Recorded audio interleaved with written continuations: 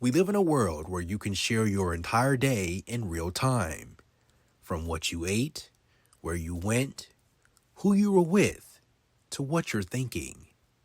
And for a lot of us, that just feels normal now. But let me ask you something. When did privacy stop being the default? And more importantly, when did it cost us? It's something to think about. Let's talk about it right now on Andre the Podcast.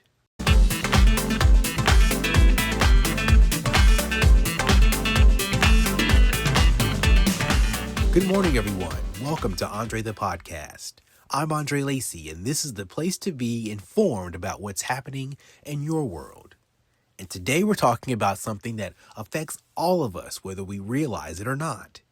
The death of privacy and the cost of living online. How many of you out there right now have thought about how much privacy you're giving away and how much it really is costing you to live in what is described as the new social media world, where being engaged in knowing what's happening outside of the four corners of your own world can be important to many people? Have you ever had a conversation about something that you're just simply talking about, not even typing it, and then suddenly you open up your phone and you see an ad for it? Yeah, a lot of us have. It's scary to think about, honestly. Or maybe you've posted something somewhere before, just for a quick moment, not realizing how major it might be. Thinking to yourself, this is nothing major. And later on, you think to yourself, or you maybe thought to yourself, maybe I shouldn't have shared that. How many of you have? That feeling right there, that hesitation, that's awareness. Because whether we realize it or not, we are constantly giving pieces of ourselves away. How many of you have thought about that when you post on social media, or when you share a thought or an idea, or even posting something else that somebody else posted? Thinking about what you post and how much information or how much of yourself you give away to people who may know you, and even those who may not know who you are, period, and who know your life and who you are based on what you post on social media. Not too long ago, privacy looked very different. Before social media became what it is today, before smartphones were extensions of our hands, you had to choose to share personal information. I'm sure many of your grandparents, your parents, maybe even older cousins, older siblings who lived in a non-social media world prior to today can tell you about that. If someone wanted to know where you were, you had to call them. There was no texting. There was no FaceTime. There was no sharing your location. If you had pictures, they stayed in your house in albums, not online for the world to see. So there was no social media. There was no cloud to back up your pictures. There was no ability to airdrop pictures and videos to people. It was just in your home in albums. Information wasn't automatic. It was intentional. Remember, there was no internet at the time. Most information came from a dictionary, a thesaurus. For many people, if I remember correctly, you had, and I forget, I think an atlas, if I'm not mistaken, is the title for it, where you would have to go and research information via a book in the library. That's how you got your information. But now, the default has flipped. Now, if you don't actively protect your privacy, it's already gone. How many of you have thought about that? If you're not actively, as in right now, protecting your privacy, it may already be gone. From your photos, videos, to your private social media thoughts that you might share exclusively with certain friends and family members. It's out there, whether you believe it or not, and it may already be gone, and who knows who could be watching right now. So what's actually being collected? That's the big question many of you may be asking right about now. Let me explain this in a simple way. Every time you use your phone, there's data being collected. From your location to your search history, the apps you use and how long you use them, even what you pause on when scrolling. How many of you have thought about that? We know your location is typically associated with it, and your search history, and even the apps that you use. But how crazy does it sound to even think about when you pause while scrolling that they're still looking? Some apps track your behavior even when you're not actively using them. And oh boy, those voice assistants that you use, like Siri and Alexa and Google, they're designed to listen for commands, but they don't always get it perfect. And all of this data, it helps build a profile of you. What you like, what you think, what you might do next. Not because someone is sitting behind a screen watching you, but because systems are designed to learn you. How many of you out there right now knew just that?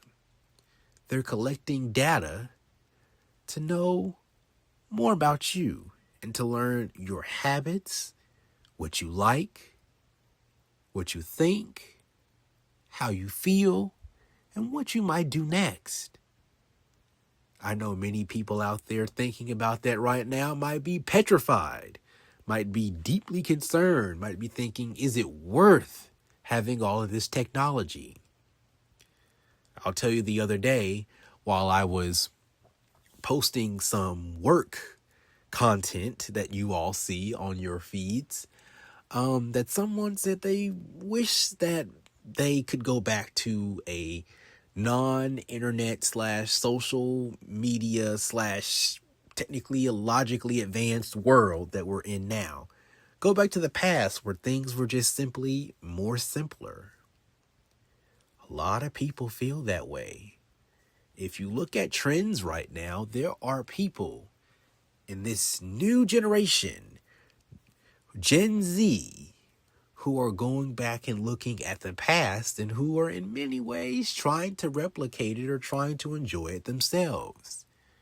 I was watching Inside Edition the other day, and there was a story about a group of teenagers who basically went to the mall, went to a local mall to ensure that it did not close, and shopped there the entire day and stayed there.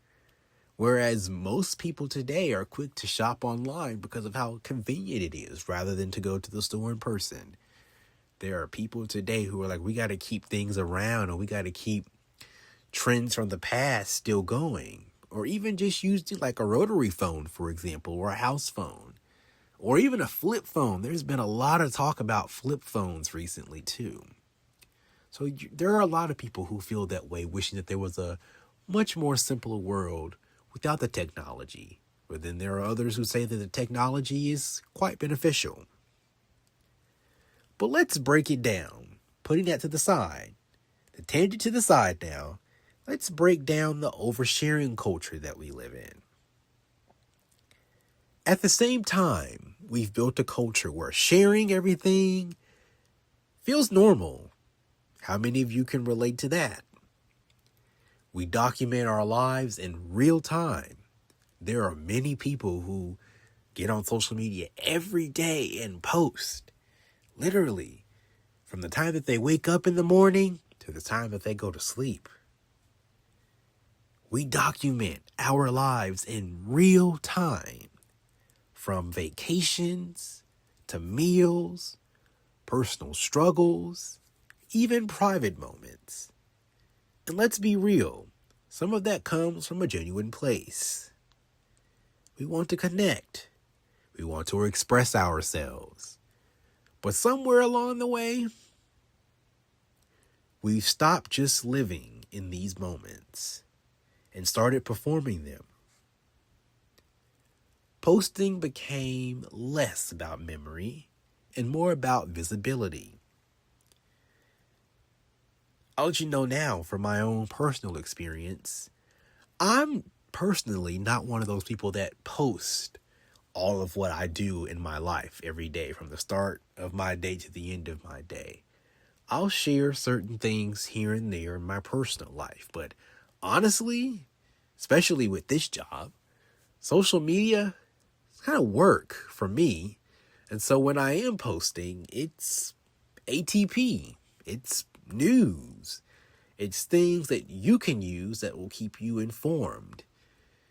Not really about just posting just to do it, really. There's an intentional idea behind what I do. But I know that's not the case for a lot of people. A lot of people use social media as an escape. A lot use it for an opportunity to put themselves at the center and to share their lives. For some people, they use it to make income. Others use it as a way to express themselves. And some simply use it just because they can and because it's fun. But there's a lot of hidden costs that comes with that too. And I don't think many people think about it. There's a huge, huge cost that comes with it. How many of you out there have thought to yourselves, what would happen if I was forced to take a break from social media? I don't think many people have. Let's dive into the hidden cost. That shift, as I just said, comes with a cost, a very deep and sincere, truly deep cost. Think about it. Mentally, when your life is constantly visible, it's easy to start comparing yourself to others. How many of you out there know that right now there are people in this world who believe that, for example, if a celebrity or someone that they're friends with is living this alleged fabulous life where everything is just going and working out perfectly for them based off of what they see on social media, that they should be living it too. But many people don't realize that what people post on social media is brief. You get a brief screenshot into this alleged fabulous life, while behind the scenes there are true struggles, true sacrifice, and a lot that you simply don't see. Yet there are still people right now who believe that they're in a perfect world is perfection and that it's possible. And unfortunately, no matter how many followers you have, no matter how much money you make, no matter what title or position you have, there is no true life of perfection. Every opportunity that comes to someone comes from hard work, comes from the ability to make sacrifices. And they don't post the difficult parts behind the fabulous lifestyle that you see on social media. Most people don't anyway. Some are more vocal about their challenges and how they were able to get to where they are, and even some of the struggles that comes with being where they are and who they are. Did you think about that? Lots of people may say yes. Other people generally don't think about it in the moment. Think about it this way. To measure your worth through engagement, likes, views, comments, socially, people can know everything about you and still not really know who you are. There are a lot of people right now, and I just keep thinking about it in the moment, who, when they get on social media, they're posting for views, engagement, comments, likes. There's even a way right now, literally, where people can pay you for watching you or liking something or commenting on something. We live in a world where people, for a lack of better words, are seeking some form of attention and wanting to be at the center and truly want that engagement. That's not to say that that engagement isn't important at all, but at what cost? What cost? And how do you do it safely? This is where the safety comes in. When we overshare,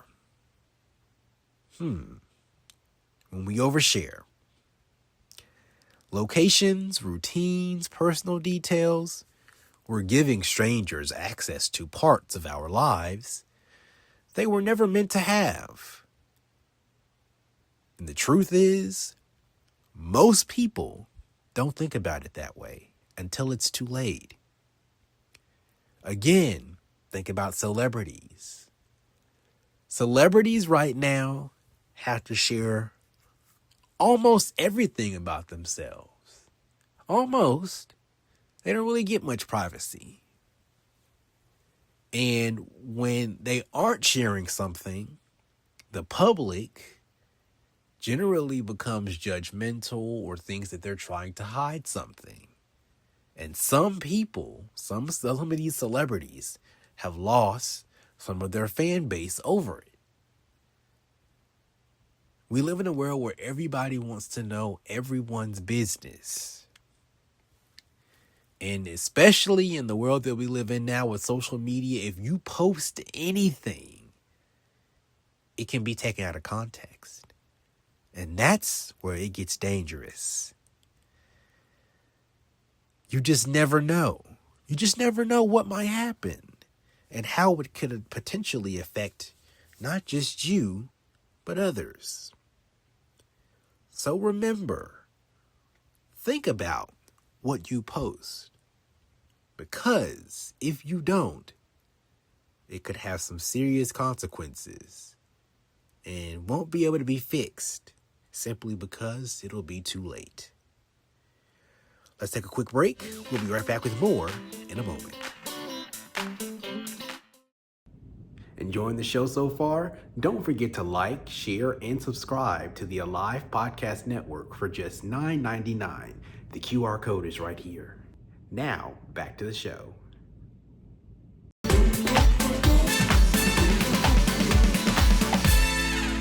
Welcome back.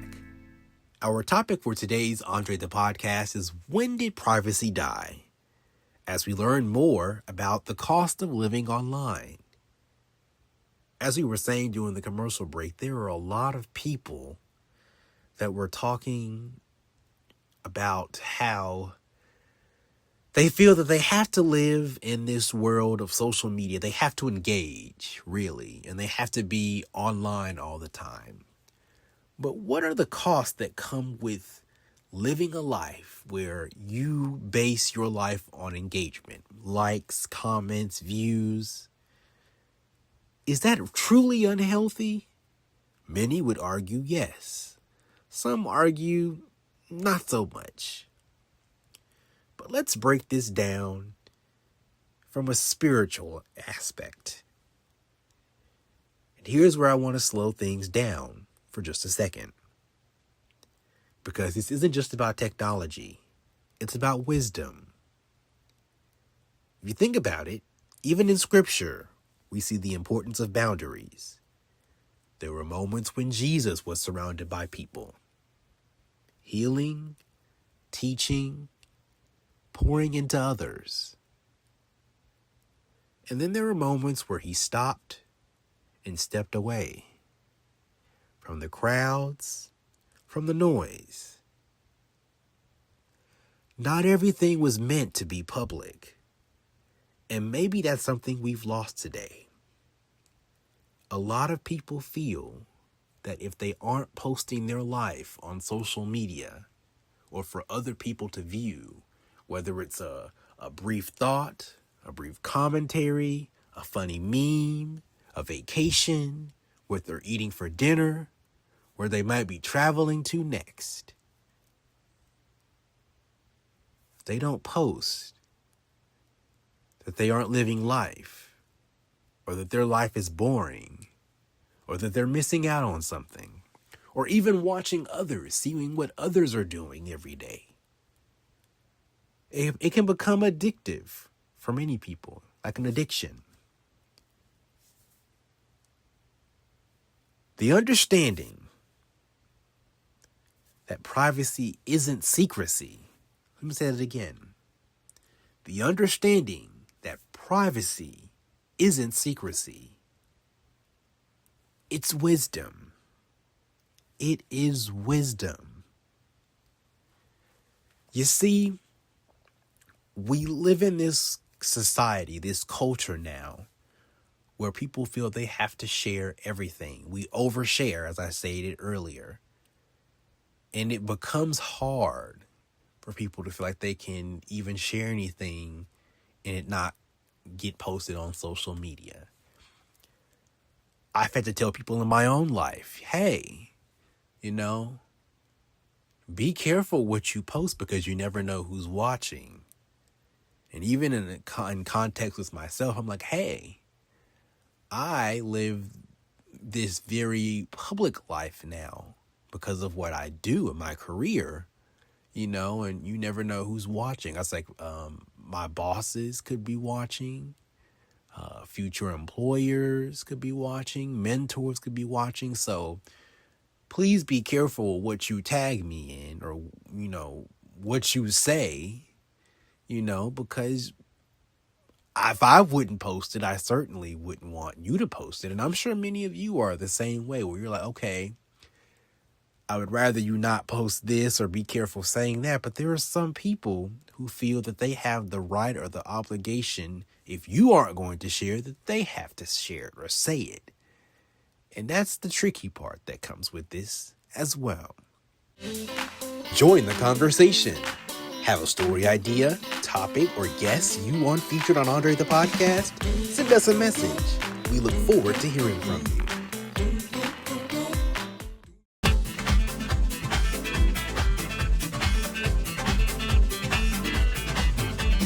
Let's move on.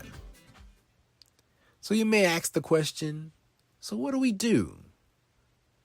What do we do? Now, let's be practical. This doesn't mean you go out and delete everything, disappear, and go off the grid. That is not realistic. Not in the world we live in now. Are there some people who don't live life on social media? Yes. People who don't have social media, period. Yes. I know some of them, and I know many of you know them too. And they're productive, functioning human beings in society and are fine. But it does mean being more intentional. That's certainly what I do every day. Whatever app I open, which again, generally speaking, these days, it's for work purposes. I'm very realistic, goal-oriented, and intentional about what I post, even who I follow, what I like, and what I share. So think about this. Think before you post. I know that's not ideal because in a moment it's like, ooh, you're excited, or ooh, you have this thought, and ooh, you just want to share it right away. But please think about what you are going to be posting before you post it, please. Next, setting boundaries on what you share. Now, many of us, we do have our boundaries, but there are others who feel like if it's happening, they're supposed to share it for everybody to see. Once you post it, it's almost permanent. It's like you can't delete it once it's there, even if you take it down. So be careful again about what you post and set those boundaries. And then finally, recognizing that not every moment needs an audience. My goodness. Shout that to the top of the clouds, the moon, to the stars. Not everything needs an audience. Not every moment needs an audience. And again, I know that is so hard in the world that we live in, but think about it just this way. Just because other people are posting every second of their life or everything for people to see doesn't mean that you should. I've always been told and applied this philosophy to my life, and I continue to do it every day. Be a leader, not a follower. That's what I was taught growing up. So just because you see other people posting or thinking that they have to share everything with an audience of people, whether it's family, friends, and people they don't know, for attention, for people to be able to say they saw, doesn't mean you should do it too. Because just because you share something, let me say it again, just because you share something doesn't mean that you should. Because again, there are consequences that come with sharing. And I don't think many of us realize how deeply those consequences can be and the life-changing effects that could come with them. So, we live in a time where everything is visible, everything is instant, everything is shared. But maybe, just maybe, real peace, real connection, and real meaning comes from the things we choose to keep just for ourselves. I'll say that one more time. The things we choose to keep to ourselves. One more time. The things we choose to keep just to ourselves. Remember that. So, I'll leave you with this. In a world where everything is public, what are you choosing to keep private? We want to hear from you. Send a message or leave a comment. Of course, we're at AndreThePodcast. Or you can leave a comment or send a message on my Instagram at Andre_Lacy. That's Lacy. And that's it for today's Andre the Podcast. Thanks so much for joining us today. We'll see you next time. And until then, God bless you and be encouraged.